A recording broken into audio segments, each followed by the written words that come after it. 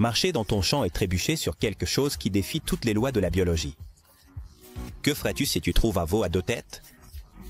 Ou une chèvre avec des oreilles si longues qu'elle pourrait battre le record du monde?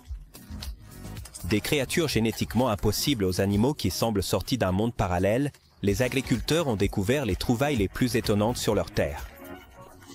Mais il ne s'agit pas seulement de mutations étranges.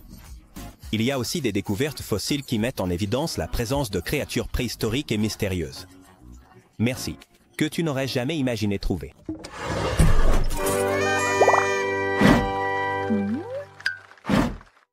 Veau à 2 têtes, un seul corps peut-il soutenir 2 esprits? En même temps? C'était la question qui a envahi l'esprit de l'agriculteur Dwight Cruz dans le comté de Baker, en Floride, lorsque sa vache a donné naissance à une créature qui semblait sortie d'un cauchemar ou peut-être d'un film de science-fiction. Là, au milieu de la terre humide et des feuilles sèches de l'enclos, gisait un veau avec 2 têtes, 4 yeux, 2 nez, 2 bouches et un seul corps. Il l'a appelé Annabelle et, bien que son apparence provoquait de la confusion, ce qui déconcertait le plus était sa lutte pour survivre. Annabelle est née en 2015 avec une condition rare connue sous le nom de parapagudicéphalus. Cette forme extrême de bicéphalie implique que le fœtus en développement commence à se diviser comme s'il s'agissait de jumeaux, mais ne finit pas par se séparer. Le résultat est un seul corps, avec 2 crânes partiellement fusionnés, chacun avec son propre cerveau. Dans le cas d'Annabelle, cela s'est traduit par une totale déscoordination. Les 2 moitiés semblaient ne pas se mettre d'accord. Une tête cherchait à téter tandis que l'autre tournait dans la direction opposée. Manger, marcher et même respirer de manière synchronisée était une bataille constante entre 2 systèmes nerveux partageant un seul corps. Dwight ne s'est pas rendu. Il a décidé de la nourrir au biberon, en alternant les tours entre les 2 bouches pour s'assurer que les 2 reçoivent de la nourriture. Pendant les premiers jours, les vétérinaires sont restés prudents, assurant que la plupart de ces cas ne survivent pas au-delà de la première semaine. Annabelle, cependant, semblait avoir d'autres plans. Pendant presque un mois, son histoire a fait le tour du pays, apparaissant dans les journaux télévisés locaux et provoquant un flot de réactions sur les réseaux sociaux. L'image du veau à 2 têtes, avec son regard double et innocent, a attendri beaucoup de gens et en a perturbé d'autres. La chèvre aux longues oreilles, Saba. Un trait particulier peut-il transformer un animal ordinaire en une star internationale? En juin de l'année 2022, la réponse semblait être à retentissant. Oui. Lorsqu'une petite chèvre est née dans la ville de Karachi, au Pakistan, et que ses oreilles pendaient tellement qu'elles touchaient le sol. Ce n'était ni une illusion ni un effet de caméra. Ce chevreau, baptisé du nom de Simba, avait des oreilles qui mesuraient plus de 53 cm de long. Ce qui semblait être une curiosité locale est rapidement devenu un phénomène mondial, attirant caméras, curieux et experts en génétique caprine. Simba est né dans une petite ferme appartenant à Mohamed Atsab Narejo, un éleveur dévoué qui, en voyant l'animal. Pour la première fois, il fut déconcerté. Les longues oreilles sont un trait apprécié dans certaines races locales, comme la nubienne ou la camori, mais ce que montrait Simba était inédit.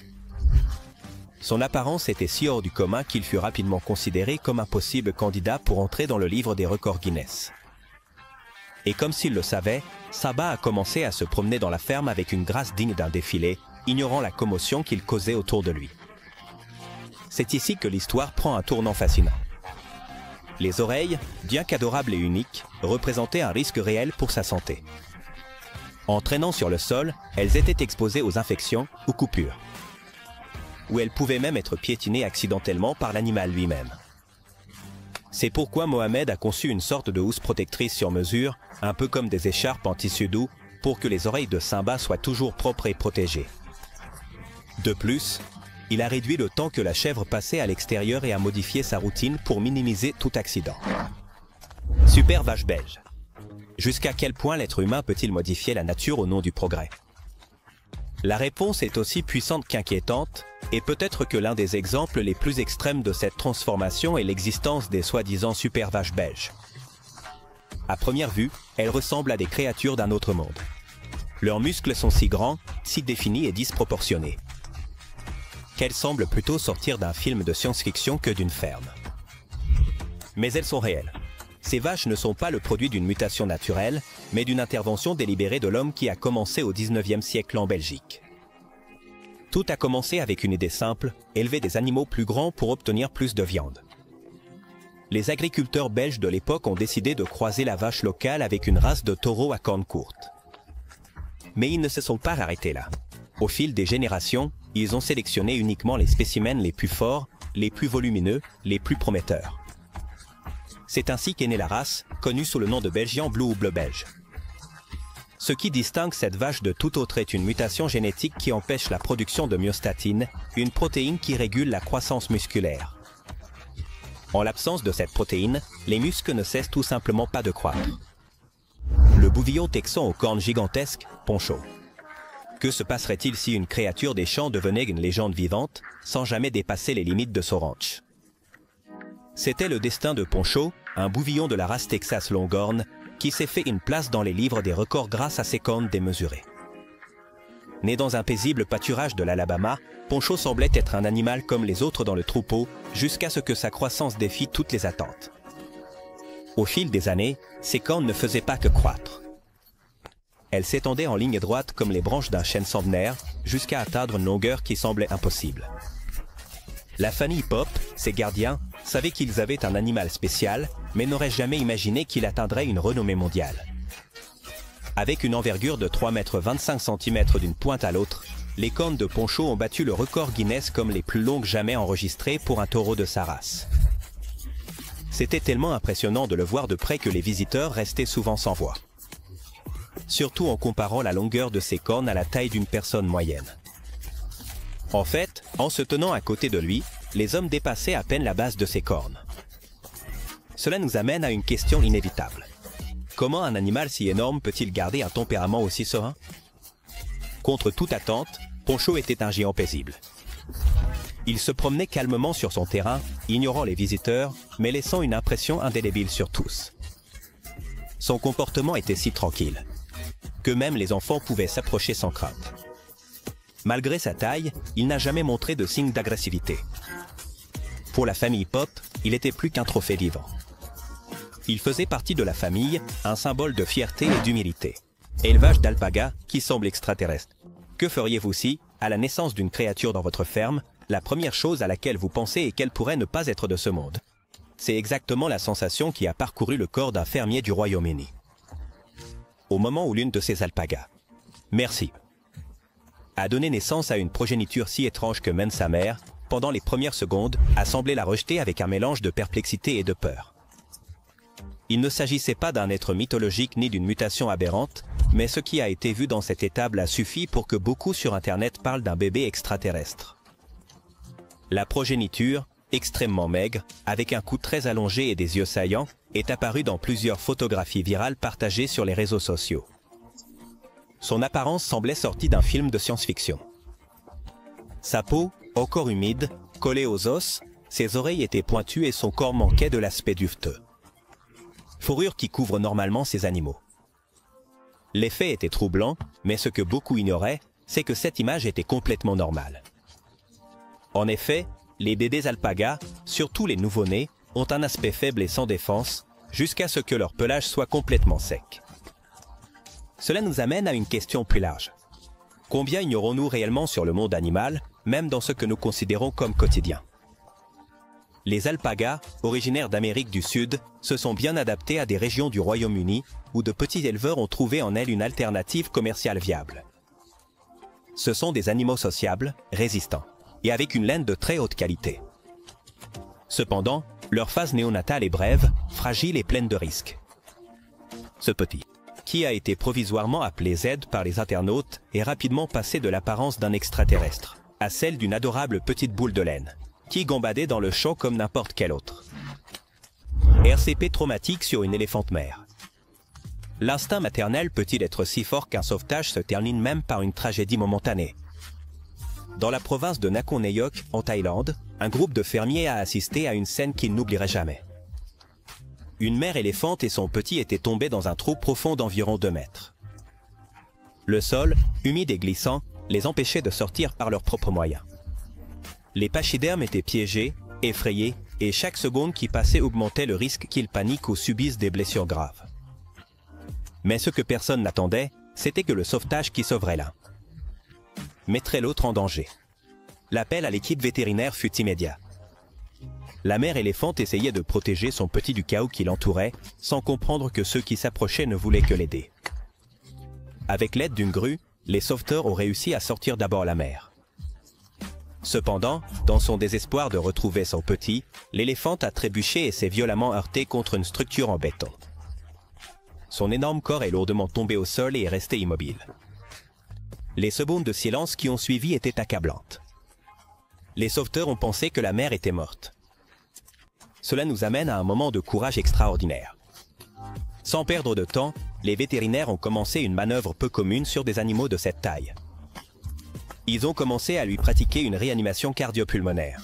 Montés sur son corps, avec force et précision, ils ont commencé à appliquer une pression avec les pieds sur la poitrine de l'animal. Chaque impulsion était un pari contre le temps. Pendant ce temps, le petit, déjà libéré, tournait en rond près du corps de sa mère, émettant des sons angoissés, comme s'il savait ce qui était en jeu. Un fermier sauva son d'un terrier. Le cri d'une mère animale peut-il être aussi déchirant que celui d'un être humain? Pete Wesley, un fermier de 55 ans, n'aurait jamais pensé qu'une matinée tranquille à sa ferme se transformerait en une opération de sauvetage. Émouvante. Il était habitué au rythme de la campagne, au chant des oiseaux, au meublement lointain du bétail, à l'odeur de la terre humide. Mais ce jour-là, un son distinct a attiré son attention. C'était un gémissement aigu, répété, presque humain. Cela provenait des limites du champ, où l'herbe haute poussait à côté d'une ligne de buissons. En s'approchant, il vit une biche adulte regardant une petite tanière avec des yeux inquiets et des mouvements agités. Les mères biches sont généralement prudentes, mais celle-ci ne bougeait pas, même en présence d'un humain. Tête comprit immédiatement. Quelque chose n'allait pas. La nuit précédente, il avait vu cette même biche mettre bas non loin de la grange. Maintenant, elle pleurait désespérément, tournant la tête d'un côté à l'autre, comme si elle cherchait quelque chose sous terre. Cela nous amène à un moment chargé de tension. Pete écouta attentivement et perçut un léger cri provenant d'un terrier de lapin. Sans trop y réfléchir, il s'agenouilla et commença à écarter soigneusement les buissons. Dans le petit trou, emmêlé entre les racines et la terre meuble, se trouvait le faon. Il était tombé accidentellement, ou peut-être s'était-il caché et n'avait pas pu sortir. Il était vivant, mais clairement emboissé. Avec des mouvements doux mais fermes, Pete glissa la main et le saisit par l'arrière du cou, évitant de le blesser ou de l'effrayer plus que nécessaire. Œuvre s'accouplant prise dans un filet. Un moment intime entre animaux sauvages peut-il se transformer en une opération de sauvetage pleine de tension? Dans la province de Phang Nga, au sud de la Thaïlande, une scène qui semblait sortie d'un documentaire sur la nature s'est rapidement transformée en une urgence qui a attiré l'attention de toute une communauté. Une agricultrice locale, âgée de 60 ans, marchait près de l'étang de son champ lorsqu'elle a remarqué un mouvement inhabituel près de la clôture en fil de fer qu'ils utilisaient pour protéger leurs canards. En s'approchant, ses yeux se sont ouverts comme des soucoupes. 2 serpents de grande taille étaient entrelacés dans ce qui, à première vue, semblait être un combat mortel. Cependant, ce n'était pas une bataille. Ce qu'elle observait était quelque chose de bien plus rare. L'accouplement de 2 cobras royaux. Un acte rarement observé en pleine nature et encore moins dans un environnement rural contrôlé.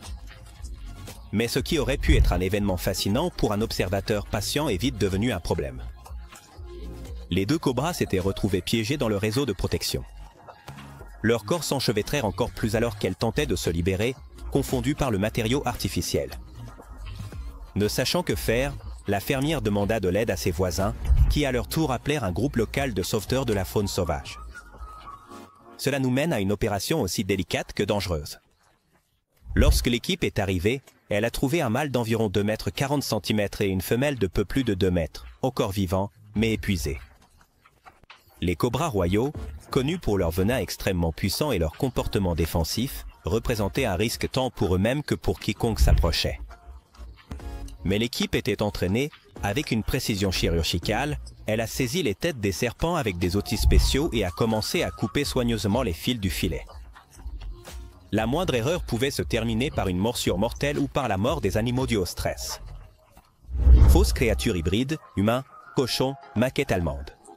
Une mensonge bien élaboré peut-il tromper le monde entier, même à l'ère numérique? Dans une petite communauté agricole du Kenya, un événement déconcertant a secoué les habitants et s'est ensuite propagé sur Internet comme une vague incontrôlable. Un éleveur de porcs, nommé James Wills, a annoncé qu'une de ses truies avait nié quelque chose qui ne pouvait être décrit avec des mots communs. Apparemment, parmi la portée de porcelaine nouveau-nés, l'un d'eux avait le visage d'un être humain. Cette affirmation était suffisamment choquante pour attirer l'attention des médias locaux. Et il n'a pas fallu longtemps avant que les images commencent à circuler sur les réseaux sociaux à l'échelle mondiale. La créature était vraiment perturbante. Peau rosée, un crâne bombé, yeux fermés, nez aplatis et une expression qui rappelait de manière inquiétante celle d'un bébé humain. Les rumeurs se sont répandues. Certains affirmaient que c'était une punition divine. D'autres parlaient d'expériences génétiques illégales. Et il ne manquait pas de voix pour assurer qu'il s'agissait d'une hybridation entre humains et cochons. Résultat de pratiques obscures et immorales. Les images ont été partagées des millions de fois. Mais c'est ici que l'histoire prend un tournant inattendu. Découverte d'un squelette de mammouth. Un simple coup de houe peut-il devenir une fenêtre sur le passé le plus lointain de l'humanité? Par une tranquille matinée à Chelsea, dans le Michigan, un fermier nommé James Bristol travaillait comme d'habitude dans son champ de soja, préparant la terre pour une nouvelle plantation. Rien ne semblait anormal. Jusqu'à ce que son outil heurte quelque chose de dur sous la surface. Au début, il pensa qu'il s'agissait d'un vieux poteau enterré, peut-être un vestige d'une ancienne clôture, mais en continuant à creuser, des formes, courbes et lisses, émergèrent, ne correspondant à rien de fabriqué par l'homme. Ce qu'il trouva fut le début de l'une des découvertes archéologiques les plus impressionnantes de la décennie. Ce que James avait découvert était une cage thoracique, gigantesque, partie d'un squelette qui s'étendait au-delà de ce qu'il pouvait voir, sans perdre de temps. Il contacta l'université du Michigan, dont les paléontologues se présentèrent immédiatement à la ferme. Ce qu'ils ont extrait était stupéfiant. Des restes presque complets d'un mammouth laineux, un spécimen adulte qui, selon les analyses préliminaires, avait entre 11 000 et 15 000 ans. En d'ancienneté. Il était si bien conservé que l'on pouvait encore distinguer des structures osseuses rarement préservées, comme des parties des côtes et des vertèbres. Coquille de glyptodonte. La découverte la plus extraordinaire peut-elle surgir d'une simple promenade à la campagne? C'était la question qu'un fermier de l'intérieur de l'Argentine s'est posée un après-midi quelconque en marchant le long des rives d'une rivière. La journée se déroulait, comme tant d'autres, entre des tâches répétitives et le son des insectes bourdonnant dans la broussaille. Mais quelque chose d'inhabituel émergeait de la terre humide. À moitié enterré, émergeait un objet sombre, arrondi et recouvert d'une couche rugueuse qui ressemblait à de la pierre. La forme était trop symétrique pour être une simple roche, et la texture suggérait autre chose. Intrigué, l'homme s'approcha et toucha de ses propres mains la surface bombée. Ce qu'il avait découvert allait changer sa façon de voir l'histoire pour toujours. L'objet s'est avéré être la carapace fossilisée d'un glyptodo, une créature préhistorique qui habitait l'Amérique du Sud il y a plus de 20 000 ans. Ces énormes parents des tatous actuels pouvaient atteindre la taille d'une voiture et peser jusqu'à 1 tonne. Leur corps était entièrement recouvert d'une carapace osseuse, qui leur servait de défense contre les prédateurs du Pléistocène. La structure que le fermier a trouvée mesurait presque 1 mètre de diamètre et environ 5 cm d'épaisseur. Au fur et à mesure qu'il déplaçait la terre, d'autres segments sont apparus. À la fin de la journée, il n'avait pas découvert qu'une seule pièce. Il y avait au moins 4 carapaces distinctes, toutes fossilisées en parfait état. Des bébés enterrés dans des arbres. Un arbre peut-il devenir une tombe, un berceau? Et en symbole d'éternité, en même temps. Pour le peuple Toraja, dans la région montagneuse reculée de Sulawesi du Sud, en Indonésie, la réponse est profondément affirmative. Dans cette culture ancestrale, où la mort n'est pas la fin, mais une étape de plus dans un voyage long et complexe, il existe une tradition aussi émouvante qu'énigmatique, celle d'enterrer les bébés décédés à l'intérieur des troncs d'arbres vivants. Ils le font avec la ferme conviction que ces enfants, n'ayant pas encore développé leurs dents de lait, sont des âmes pures qui doivent retourner à la nature sans passer par le processus traditionnel d'enterrement. Dans un petit village, un agriculteur local nommé Simba, gardien des traditions de sa communauté, a guidé un groupe de visiteurs vers un arbre tara de plus de 10 mètres de haut. Son écorce était percée en plusieurs points et chaque cavité avait été recouverte d'une porte tissée en fibres de palmier. Là, Simba expliqua avec une sérénité impressionnante. Reposaient les corps de bébés décédés, enveloppés dans des fougères et des tissus doux. Il n'y a ni cercueil ni pierre tombale, seulement l'arbre, la sève, la brise qui passe et la promesse que leurs âmes seront absorbées par la vie. Mais cela nous amène à une réflexion aussi profonde que poétique. Combien de formes de deuil existent dans le monde? Et combien d'entre elles avons-nous cessé de comprendre?